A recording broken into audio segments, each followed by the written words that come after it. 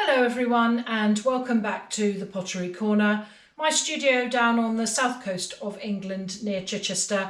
Welcome back. This is part 2 of the How to Make a Bird Bath series. So in part 1 we made the rhubarb leaf, so the actual leaf bath itself, and in part 2 we are going to make the pinch pot birds that are going to use to decorate the inside of the bird bath. So if you're joining us on part 2, then do have a look at part 1 if you've not seen it. So have a look at the bird bath playlist and you'll find part 1 there on how to actually make the leaf. So we are a couple of weeks after filming the original leaf video. And it has been wrapped so that it's just kept viable.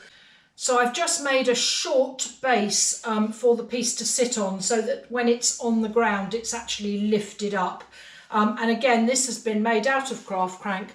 I've just decorated it using a pastry made roller that has texture on it. And then the whole piece will sit on top of this base. So I've just made a very simple conical shape just to lift the piece up off the ground. So that's been made in the meantime. And today we're going to make the pinch pot birds. Pinch pots are the easiest form of pot to make and have probably been made for thousands and thousands of years. But it's not a technique that I think every potter uses. So if you're a beginner, it's a good place to start. I've weighed out 100 grams of clay for half of the body, and I'm going to weigh out another 100 grams of clay. This is craft crank that we're using for this project, as you know, and if you have a look on the previous video, I go into where I stock my craft crank clay from, so do take a look at that. So I now have 2 pieces of clay at 100 grams each, and what I'm going to do is make 2 semicircular pinch pots and join them together to make the bird. So first thing I do is make the pinch pots from a ball of clay. So you need to start off with the clay in a ball. So I'm just going to roll it on the table. Okay, right. This is the first lesson of Introduction to Hand Building course that I run at the studio with people who've never touched clay before. Which is basically how to make a pinch pot. So I'm going right back to basics here. So if you're a sort of an intermediate potter or an experienced potter, you might think, cracky, she's really taking it back to basics. But I think it's important for people to know how to make a pinch pot. So we start with our ball of clay. I'm going to use my thumb and my forefinger. First of all, I'm going to push my thumb into the clay and make a hole. Okay, so that's basically just sticking my thumb in to make a hole. And then I'm going to keep my thumb in that hole. I'm going to use my index finger, move it closer to the camera, to lift the clay up as I go round. So I'm going to turn the clay and use my index finger to lift the clay up around the ball. Go all the way round. Okay. And already I've got a pot, well, not a particularly lovely pot, but a pot nonetheless. So I'm just going to carry on doing that, using my fingers to pull the clay up rather than flattening it out and make it into a wider pot. I want to keep it fairly contained, but I do want to make sure that the clay that I'm using is the same thickness all the way round. And you can feel how deep the base is by putting your fingers inside the pot and running your thumb around. Your thumb is perfectly shaped for this because it's actually, you know, it's actually that shape in the bottom, so you can easily feel how deep your bottom is on your pot. So I'm just running my thumb round just to feel. And indeed, the word pinch pot, that's exactly what I'm doing. I'm just pinching the clay with my fingers until I've got it to where I want it to be, which is a reasonable thickness all the way through, so that I haven't got a great big fat bottom and thin sides. So I want the clay to be the same right the way through. got a bit of a crack going on here, doesn't matter in the slightest. So I'm just going to rub that out with my fingers. That's fine. So that's my first half of my pot. Because I want to join two pieces together, I'm going to just tap my pinch pot actually on the table gently. I'm not throwing it down, but I am making sure that it's coming into contact with the table, which will give me a flat edge. So I now have a flat edge here to join my two pots together. So I'm just quickly going to do that with the other piece.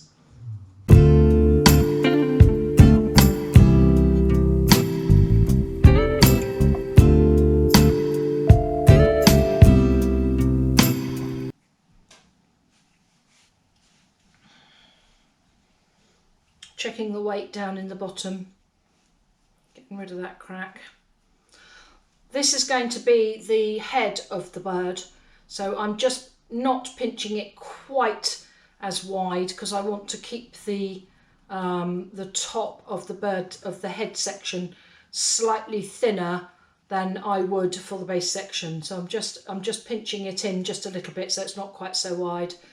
Not worrying too much about the shape at the moment. I just want to make sure that the pot is pinched right the way around so I've got an even layer. But you can see that this one is more pointed than the other one. And then I'm going to offer them up to see whether they actually fit together. They're not too bad, as you can see. The top one is a little bit bigger, but I'm just going to bring that in, that edge, just to pull that in just a little bit. And again, I'm just going to tap this down on the table so I've got a nice flat surface to join the two pieces together. And then I'm going to offer them up again. So this is my bottom, this is my top. Not too bad. So they go together quite well on that join there. Okay. And then I'm going to scratch and sniff, as I call it. My students will be laughing. So I don't call it scratch and slip. I call it scratch and sniff. Don't ask me why, just do. So I'm going to give the surfaces of the pinch pot a really good score using a serrated kidney. You can use a knife if you don't have a serrated kidney, but make sure that you're roughing up that surface so that you're getting a really nice surface for the slip to get into to join your two pieces together. And again, on the other pinch pot, just making sure I give that a good score so it's nicely roughed up. And then I'm using craft crank slip, so this is just clay that has had water added to it, and it goes this, like, looks like mud, doesn't it? Well, it is, it's going back to mud. So this is my craft crank slip, and I'm going to give one section a generous portion. Don't be shy with it. As I say every time when we're talking about slip, it is your glue. It is what's going to join your pot together, so don't be shy with it. If you don't use enough slip, you're in danger of that join popping open. So I've got a nice generous layer of slip on there. I'm going to pick up my other section. I'm going to kind of sort of see where they fit best together, and then I'm going to pop them together and then just gently kind of make them fit and squeeze some of that oozy slip out, so I know that the two surfaces of the clay are joined together and not just floating. That piece is not floating on top of the slip. It has actually positive pressure, and you can see that the slip is coming out of the join, and that's exactly what we want to see. Okay, so those two pots are now together. So the next step is for me to make a little sausage to reinforce that join. So I want to make sure that those two pieces do not come apart. So I'm just going to roll out a thin coil to join the two pieces together to reinforce that seam. So I'm just going to quickly, I don't want a great big coil. I don't want to be scraping off the excess of the coil. I don't need as much as that. Okay, so I guess my coil's about 3 or 4 millimeters, something like that. Not too fat, you'll be there forever otherwise. And then on the join, where we've got all this oozy slip still, I'm just going to scratch that surface of the join, so across both pieces that we've joined together, like so. And then I'm going to just add a tiny bit more slip. There is still some on there, so I've got some for attaching the coil, but I'm just going to make sure that there's enough on there. And then I'm going to attach the coil across the join. So I'm actually pressing this sausage across the join, so that when I've actually pressed this on, take that bit off, that sausage is actually on the join, and I'm just going to press it onto the slip again, making sure it's not floating. Take a couple of seconds just to make sure that it's on, and then I'm going to use a wooden tool. You can use any wooden tool. This one happens to be my favourite. I have a box of this many tools, lots and lots of tools. Always find this one. Don't know why, it's very strange, isn't it? If you've got a favourite tool, what's your favourite tool? Pop it in the comments. Anyway, I'm going to take half of this coil down one side, so I'm actually smoothing the coil over the clay, over the join, half of that thickness of that coil down onto one pot, taking away some of the weight of the coil. Not really worried about what it's looking like at the moment. Okay, so I've been right the way round and joined half of the coil that way. I'm now going to turn it round this way and push the other half of the coil the other way down onto the pot. And again, it's taking the excess off, which I'm just rubbing off into my bits box below. So I'm just taking off the bit that I don't need on there, right the way round. There we go. So we can no longer see the join. You can't see the join anymore.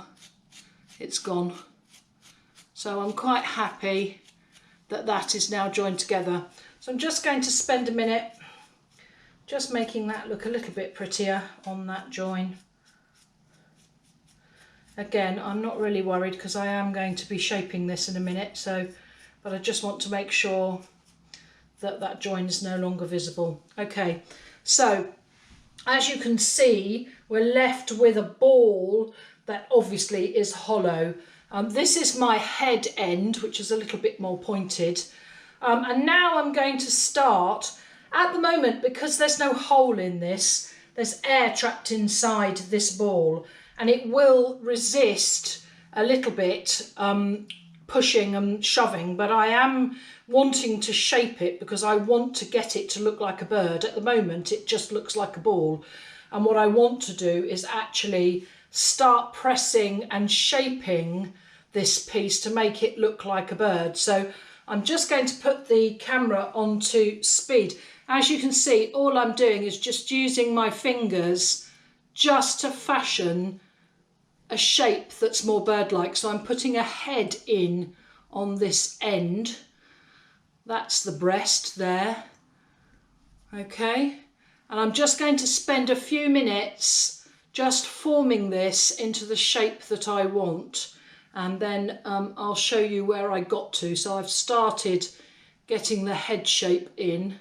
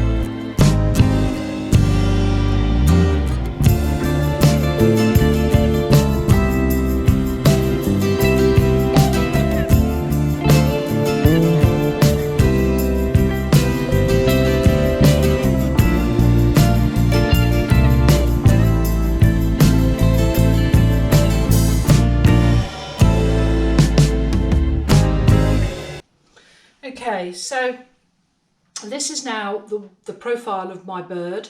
So you can see that it's got a definite head, and this is a bird's breast, and I'm taking it down into an elongated body. So it's got more breast here and less back here. That's the side profile, that's the front profile. And what I've done with the base is I've started making it smaller because I'm going to attach a tail, and I don't want it to be too wide at the point where I want to put the tail on. So I have pushed the clay and made a little sort of domed section in the base here where I'm going to attach the actual tail. And I'm going to make the tail just from a little piece of clay. So I'm just going to make it into a reasonably fat coil at this stage, slightly tapered, although I can cut it. So I'm going to take a little coil, a bit like that, and then I'm just going to flatten the coil down, and I'm going to use my fingers to make it into the shape that I want. So I want the bird tail, and again, I'm not making this too thin. I don't want it to be too delicate. This piece is going to have to stay outside in the garden, and what I don't want is for it to be too fragile so that it's not fit for purpose. So I'm just going to take a little bit off the end of there. That's a bit long. Get rid of that bit. Okay, so I've made this coil. It's quite thick, as you can see. As I say, I don't want it to be vulnerable when it's in the client's garden. I don't want it to fall off in the frost. It gets frosty here in the winter. So, I mean, if it's got to be a functional piece, you've got to think about your decoration and how thick things need to be to withstand the temperatures and what have you that we have here in the winter. So I've just sort of fashioned a simple bird's long bird feather tail, and then I'm just going to pick up my bird, remembering which way round he sits, so he's got more breast, less back. See what that looks like in terms of perspective, so whether that tail is too long, too short, too fat, too thin.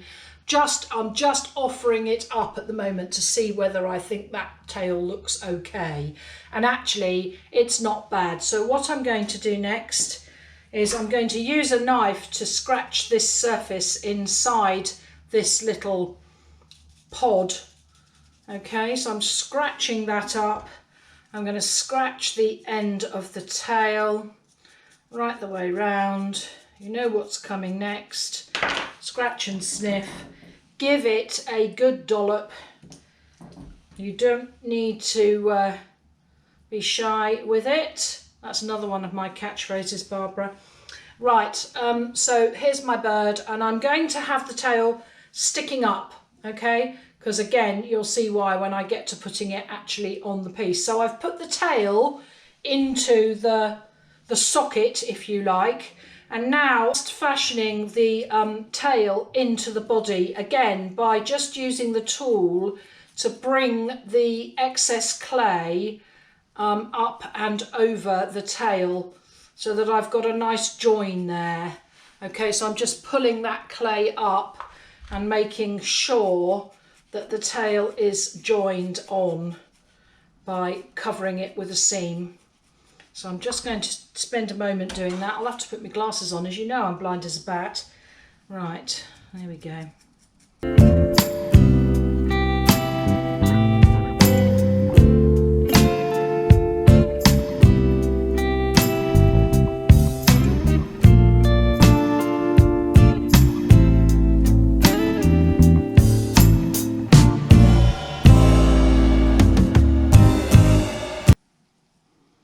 Right, so now that I've got that on there, I can use my fingers to just pinch through the tail, making it a nicer shape now that it's actually affixed.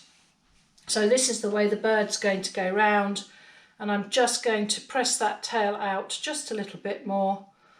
Okay, right, so I've got this to the first stage. So this is my first stage. It now needs to set up before I decorate the actual bird with its features. and also put some decoration on the tail feathers and add some wings. So this is the first stage. So you've pinched out your shape and you've got your tail attached, and then you can just let that rest. I would wrap it in plastic and leave it overnight. Okay, so he's now ready to just sit. And as I always say on my videos, and lots of people ask me what it means, in true Blue Peter style, here's the one I made earlier. So I made this little chap yesterday, and he's been sat in a plastic bag overnight. So this is the one that I've just pinched, and this is the one that I made yesterday. So they're very similar, as you can see, and the reason being is I know how much clay I used in terms of weighing out the clay in the first instance to make my pinch pots. So here's our little fellow. He's still soft and he's still viable. So he's now ready to be decorated. So what I'm going to do is grab myself an eyeballer, because I forgot that bit. Bear with me. Right, so these are, I believe they're called eyeballers. I did ask on a previous video, and quite a lot of you have said they're eyeballers. So these are graded balls on sticks, and they're really useful for decorating. I use them quite a lot, and I find them very useful for making eye sockets if you're making something that needs an eye socket. So I'm going to just choose what size end I want, and I'm going to show you what I mean. I'm going to work out where I want to put my eyes. I don't want them to be too wide, but if I show you this, so this is the smallest, you can see that that is not in proportion with this. So I'm going to actually make that bigger by using a larger eyeball. So that's the first one. Let me turn it towards me so I can see where I'm putting it. Kind of gauge it. Pop your second eyeball in. Okay, so this is the eye socket. Okay, so this is not the actual eye itself. That's the socket for the eye. And then I'm going to get a tiny ball of clay, and I mean a tiny ball of clay, really small, tiny ball of clay like this, and then I'm going to place that into the eye socket. So I haven't joined that yet, but just to show you what I'm doing. So I'm going to place that little ball of clay into the eye socket. I'm just going to put a tiny bit of scratching and a tiny dollop of slip, because I do want it to stick, and a tiny scratch on the ball of clay. Really minute working stuff this is. And then I'm just going to pop that down into there.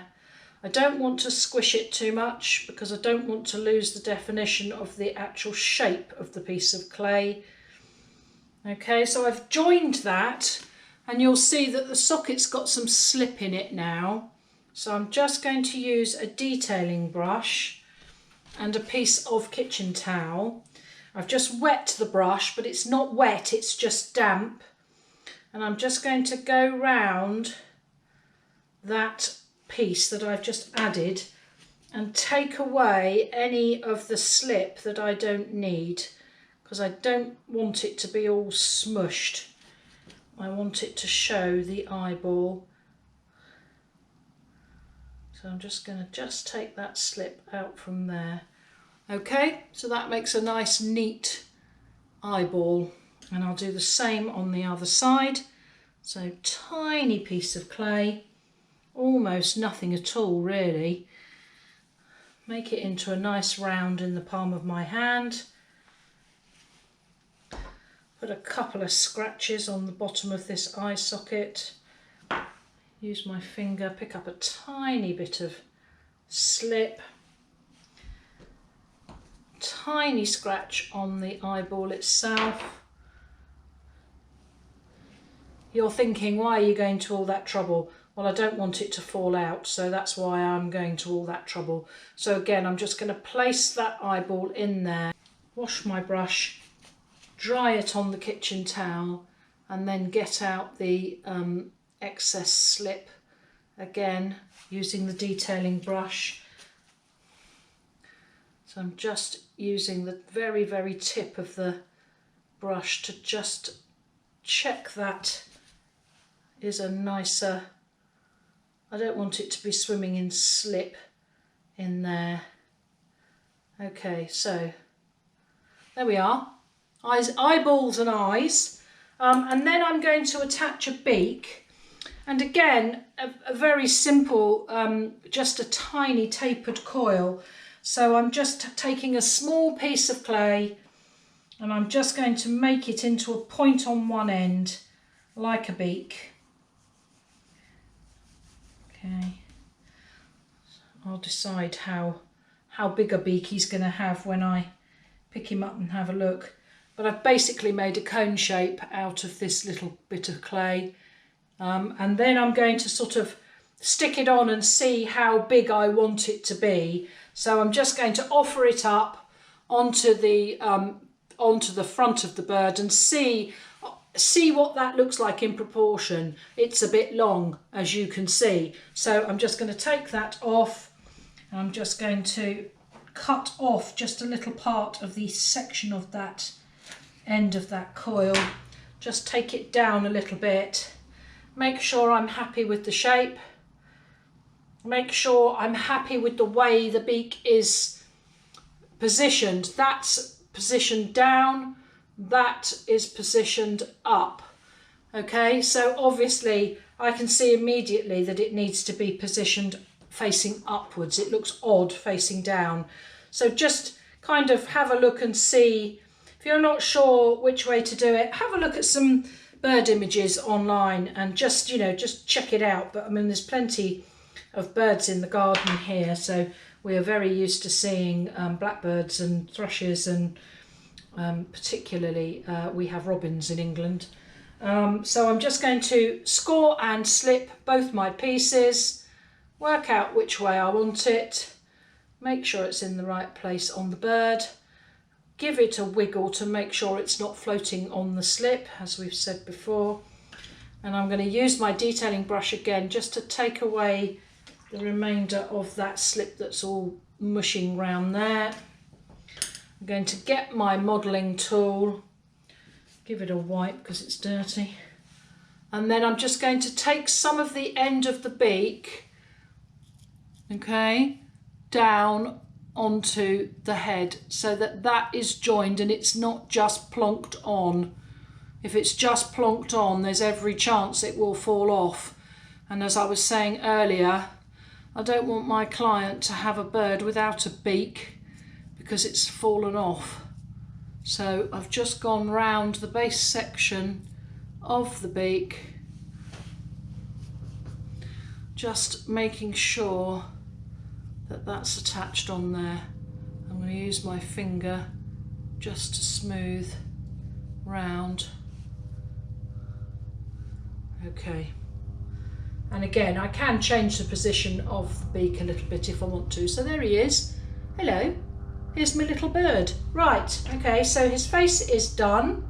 And now I'm just going to put some wing sections onto the sides. So again, I'm going to take a small ball of clay, probably the size of a reasonable marble, that sort of size. And then I'm going to flatten this out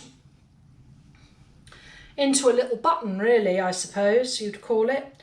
Just using my fingers, again, just pinching the clay. I don't want it to be too thick. I don't want it to look too much of an addition. And you can play with this. You can put your own character on your birds. They don't have to be the same as mine. You can do them any way you want. You know, put your own personality on them. So I've made a sort of an oblong oval button. It's 3 or 4 millimeters thick, I suppose. And then I'm just going to make it wing shaped. So I'm just using my fingers just to shape it slightly up into a wing shape. I don't want it to be round. Okay. So I'm just putting a little point on one end. Okay. So there's my wing shape. Show you from that side. There you are. Okay, so I now need to make a friend, and I could have weighed it, but I didn't need to.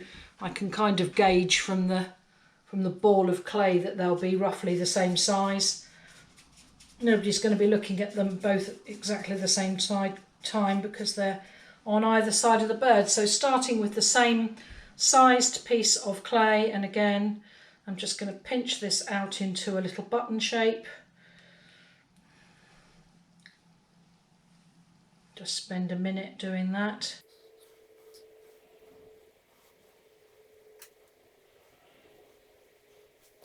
Check that it matches its partner nearly. It's roughly the same size. Just put the wingtip on. Getting a little bit of cracking on this clay because it's quite dry, but it doesn't matter, it will go in a minute when we put it on.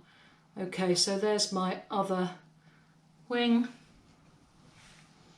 They're more or less the same, they're more or less a pair. Okay, and then again I'm going to decide whereabouts on the bird to attach the wing. So I can sort of work out where I want them to be by placing them on the bird and kind of having a look and seeing whether that looks about right. So spend a moment just working out whereabouts you want your wings to be. I'm going to mark it front, top, base with a knife, so when I take it off I know whereabouts it's going to attach on the bird itself. I'll pop that just back just for a moment just to make sure that I'm putting the other one, the other side, in roughly the same place. Take that one off, and again front, back, top, so I know where I'm attaching it. Okay, and then I'm going to use my scratcher, give it a really good score, nice deep scoring. The more scoring and slipping that you do, the better chance you have of doing a good join. So give it a good scratch up. Don't be shy to actually really rough up your surface. And then obviously one wing goes one way and one wing goes the other way. So I'm just going to rough up the back surface of the wing, giving it a really good scratch again, making sure that I'm giving it every chance of staying there. I'm going to put the slip on the back of the wing, work out where it goes on my plan, pop it on.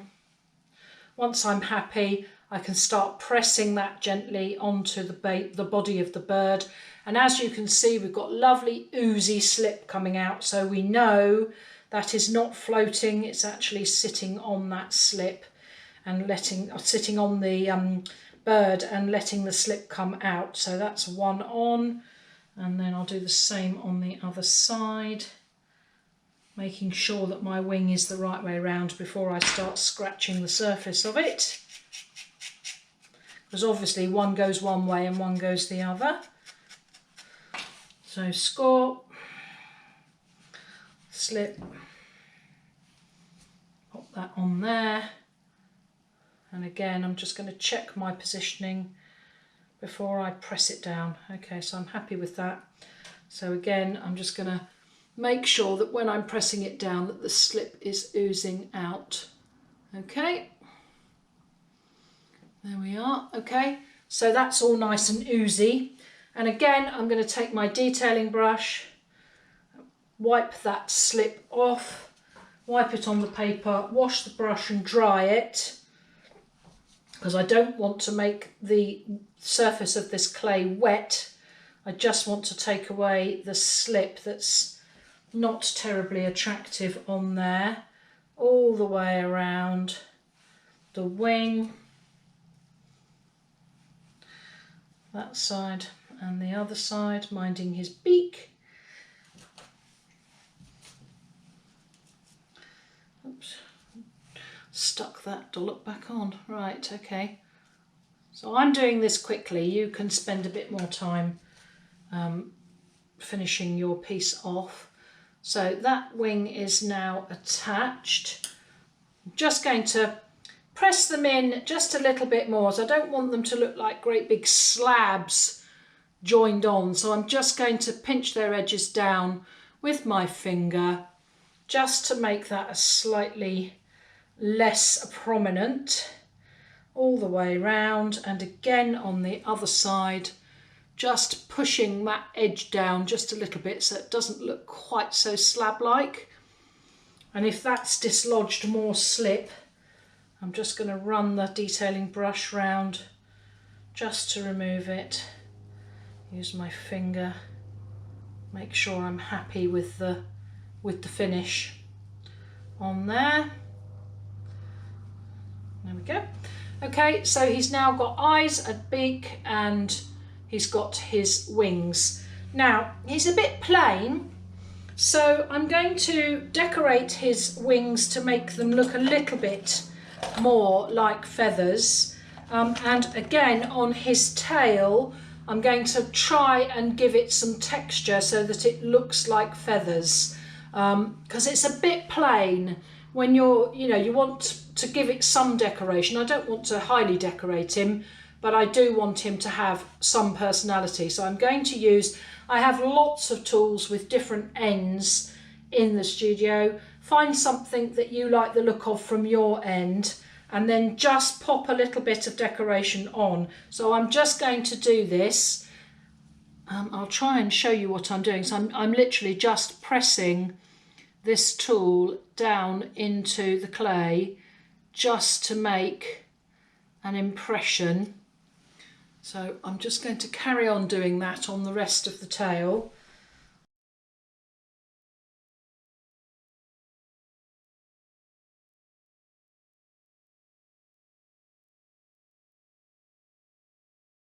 So that's given that some texture.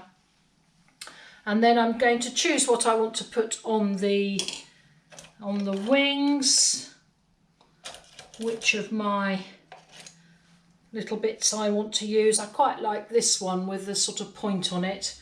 And again, I'm just going to spend a moment or so just giving these wings just a little bit of texture.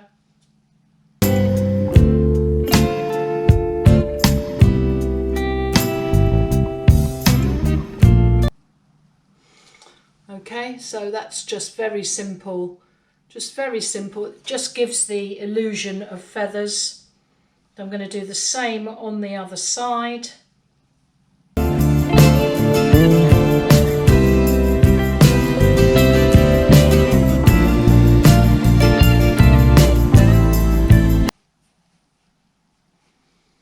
Okay, so there we are.